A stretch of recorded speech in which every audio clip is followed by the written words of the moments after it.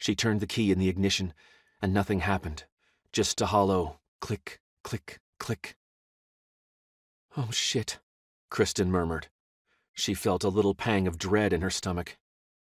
The battery wasn't dead, because the inside dome light had gone on when she'd climbed into her Ford Probe a minute ago. Biting her lip, Kristen gave the key another twist. Click, click, click. Nothing. It was 11:20 on a chilly October night. Hers was the only car in the restaurant lot. Kristen had just finished a 7-hour shift waiting tables at the Friendly Fajita. She'd closed up the place with Raphael, the perpetually horny 19-year-old busboy, and he'd just taken off on his rusty old Harley. Kristen could still hear its engine roaring as he sailed down Broadway. It was the only sound she heard. There was a phone in the restaurant, and she had a key, but she and Raphael had already set the alarm. It would go off if she went back inside, and she could never remember the code, especially while that shrill, incessant alarm was sounding. She'd have to go look for a phone someplace else, and then call a tow company or a cab.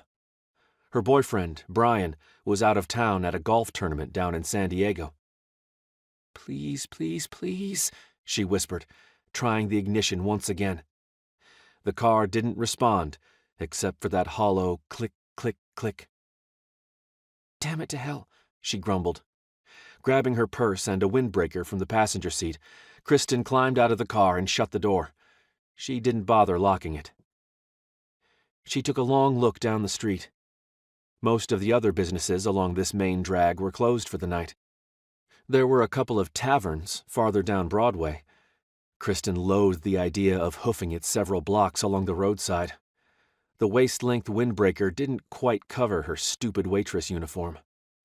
The Friendly Fajita's owner, Stan Munch, who was about as Mexican as she was, made her wear this señorita getup with a white off-the-shoulder peasant blouse and a gaudy purple, green, and yellow billowy skirt over a petticoat, for God's sake.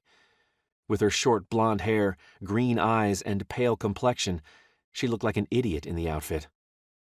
But hell, anyone would appear ridiculous in it. The thing looked like a Halloween costume. The Friendly Fajita had been open for 4 months, and it was floundering. Moses Lake didn't need another Mexican restaurant. Besides, the food was mediocre and overpriced. And if that wasn't enough to drive customers away, Stan had the same 2 Herb Alpert CDs on a continuous loop for background authenticity. If Kristen never heard The Lonely Bull again in her life, it would be too soon. Maybe she could flag down a cop car, or a Good Samaritan. Kristen ducked back into the probe just long enough to pop the hood and switch on the hazard lights. She figured that would make it easier for passers-by to see that she needed help. Of course, she was also making it easier for the wrong person to see that she was stranded.